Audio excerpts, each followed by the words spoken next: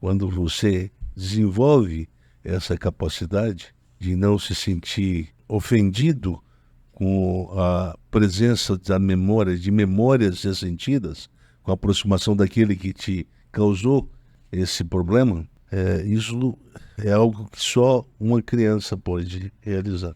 Portanto, quando nós vamos para o Natal, nós temos que ir para o Natal pensando exatamente nesse sentido. Não no sentido de dar e receber presente, nessa festa da racionalidade capitalista, que a racionalidade capitalista produziu ou produz no mundo ocidental. Qual que é a grande mensagem do Natal, né? Eu poderia avançar mais um pouquinho para a gente entender melhor o conceito de inocência, porque é o conceito fundamental. Tanto a antropologia da salvação pressupõe o resgate, né? A restauração, a retificação dessa inocência que se perdeu. Isso é a antropologia da salvação. Não é o homem se salvando, mas é o homem sendo salvo por Deus através da ação santificadora do Espírito. Portanto, não é graças ao esforço, porque alguém poderia dizer assim, mas qual é o papel de Deus ou do homem nesse processo? Né? Haverá esforço moral por parte do homem empreendido nesse processo? Sim, o esforço moral dele vai ser expresso na forma como ele se aproxima de Deus em espírito de oração, pedindo: Deus, me santifica, porque a santificação é a regeneração do ego, do seu estado de malícia para o seu estado de inocência. Isso é a santificação. Eu não precisarei, quando chegar a esse estágio, lutar contra certos pecados. Sabe aqueles pecadozinhos que a gente ouve falar que muitos crentes desenvolvem, como o hábito de assistir pornografia? E tem tanta gente lutando contra esse hábito. E por que eles não conseguem vencer? Porque eles acham que é eles que têm que lutar contra o negócio, contra o vício. E aí eles tentam uma vez, não dá certo. Eles tentam 10, também não. Eles tentam 100, também não. E 1000 também não. Ele falou assim, olha, tô fodido. Desculpa. Quem me ouve. Mas essa é a sensação. Eu empreendi centenas e milhares de esforços para tentar vencer esse mal. E não consigo, tá certo. Mas você esqueceu que o conceito fundamental do Antigo Testamento é esforço humano para a realização do ideal da lei. No Novo Testamento o conceito muda, é graça, é amparo de Deus. Então agora o Espírito atua nesse processo de santificação. É ele que é o sujeito desse processo. Nós somos objeto. E o Paulo diz que o Espírito vai atuar, ele vai santificar. Mas nós temos que saber o que significa santificação. Santificação não significa alienação da sociedade, do mundo impuro, caído. Esse mundo que a gente não pode estar presente, irmão. Não é essa a mensagem que se passa das igrejas? Isso não é santificação. Santificação é quando o equilíbrio do ego for restaurado pela racionalidade da inocência do sonhador. Mas isso é uma ação que o Espírito de Deus produz de uma forma discreta, silenciosa. Quando a gente menos espera, a gente simplesmente deixou de gostar da pornografia. Quando a gente menos espera, a gente já não tem mais atração fatal por essas imagens que para muitos são fundamentais para produzir a excitabilidade sexual. O desejo, a libido do ego. É quando se olha para o mal, mas não se sente inevitavelmente atraído para consumi-lo. Isso é o estado de inocência. Isso é o estado de santificação. E se a gente tem essa consciência, a gente tem que orar pedindo para Deus nos santificar através da ação do Espírito.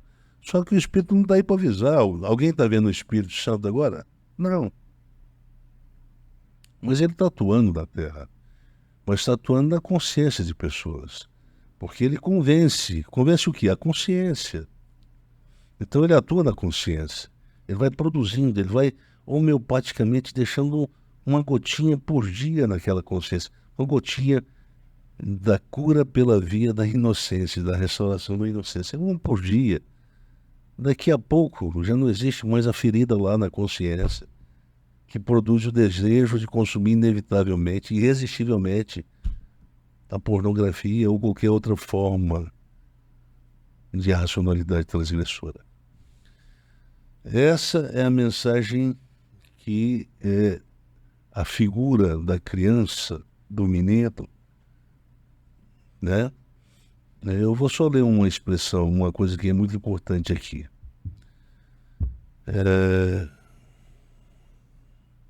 A primeira humanidade perdeu a inocência.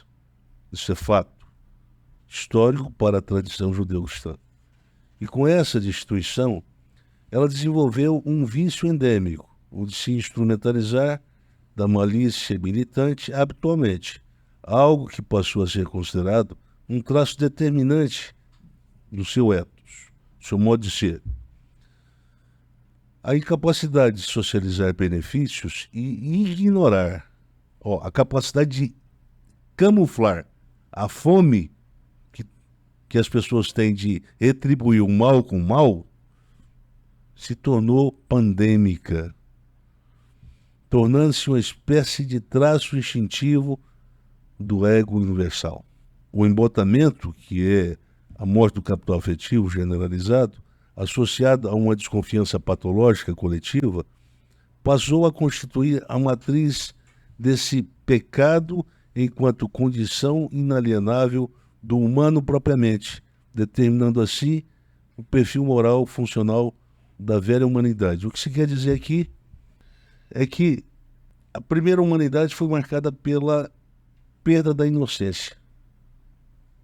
E essa perda da inocência deu espaço para o desenvolvimento, eu diria, estrutural desse mal que aparece na forma de uma malícia. A malícia que está sempre produzindo um significado subjetivo para o encontro, para a relação que acontece entre uma pessoa e outra, né? Nós nunca estamos sendo claros, nós nunca estamos expressando claramente o sentimento que nós temos quando fazemos isso ou aquilo, para essa ou para aquela pessoa. Nunca. Quando a gente fala papai, na adolescência, né? Mais na adolescência, papai, você pode me dar atenção, eu queria te fazer um pedido. Aquele papai que aparentemente um papai carinhoso, uma forma carinhosa de chamar a atenção do pai, na verdade, quase sempre, né, guarda uma intenção maliciosa por parte do filho.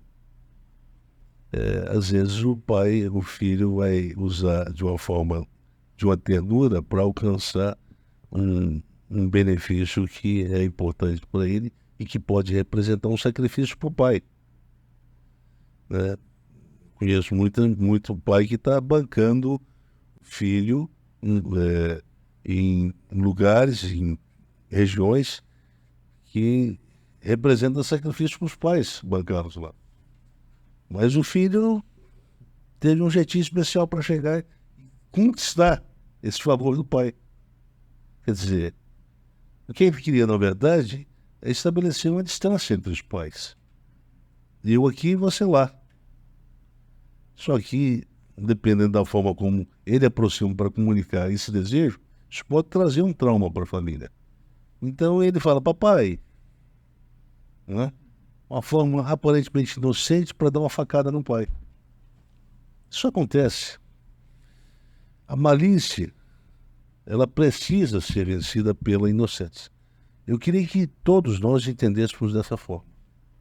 Porque esse é o sentido antropológico do Natal.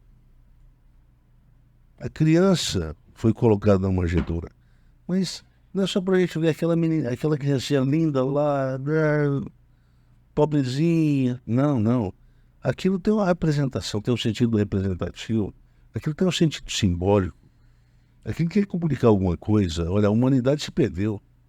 Como é que ela volta para a luz? Ela precisa sair da escuridão.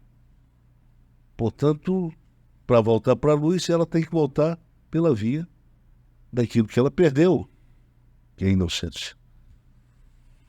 A inocência é a incapacidade de se sujar com a sujeira que existe no mundo. A inocência é a incapacidade de retribuir o mal com o mal.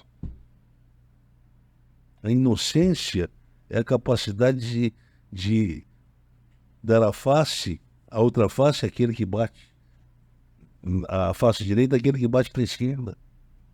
A inocência é a capacidade de, quando o teu inimigo tiver sede, dá-lhe de beber. E tiver fome, dá-lhe de comer. A inocência se expressa nesse comportamento. E não é um esforço fazer isso. Como não é um esforço para uma criança ver uma imagem maliciosa e se sentir atraído por ela, porque a criança não vai se sentir. Um menino de 2 anos, 1 ano, bota ele diante da imagem de uma mulher sem roupa, uma mulher bonita, vê se isso vai alterar alguma coisa nele. É porque ele está protegido. Nele não existe a maldade nem a malícia, não existe, portanto, essa disposição dessa racionalidade transgressora que torna esse objeto irresistível. Atrativo a ponto de não conseguir resistir. O mal que eu não quero, esse se tornou irresistível. A criança é mais parecida com Deus, ela está mais perto do estado divino. A inocência é o estado divino que o ser humano perdeu. O ser humano perdeu, foi destituído desse estado divino. Por isso que Jesus diz, olha, não precisa batizar as crianças. Não precisa batizar, não. Precisa educar as crianças, precisa ensinar o caminho certo bom.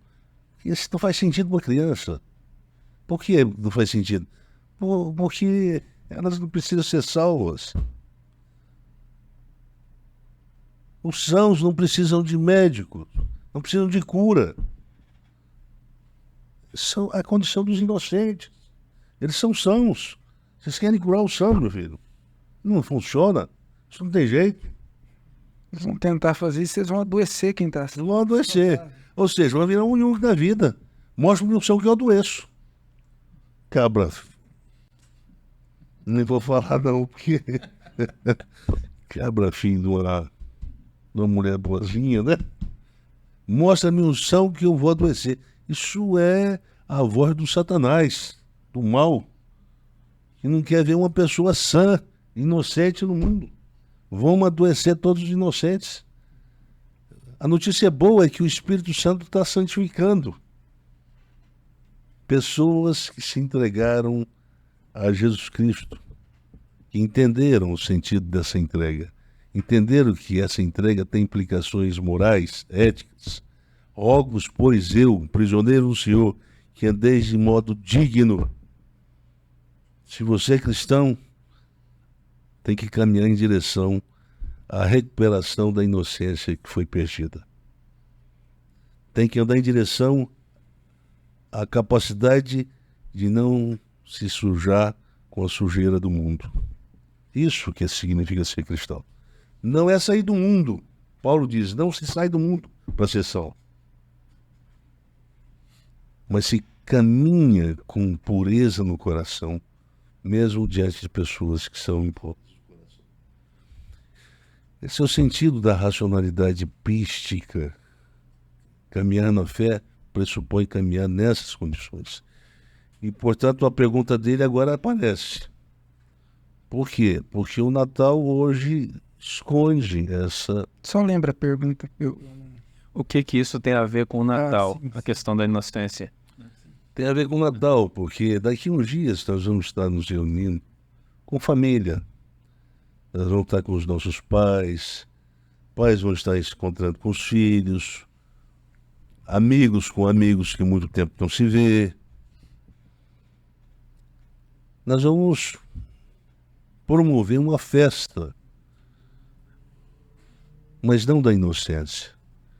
Uma festa em que o dispositivo de ação das lógicas de interação será a malícia escondida. É a festa em que a maldade acaba se transfigurando na forma de luz, na forma de bondade. As pessoas dão presente, as pessoas recebem presentes, mas a gente não sabe exatamente com que motivação elas deram presente e nem com qual motivação elas produziram no outro ao dar ou receber o presente. Esse espírito do Natal que nós temos aí hoje é um espírito que precisa ser imediatamente freado.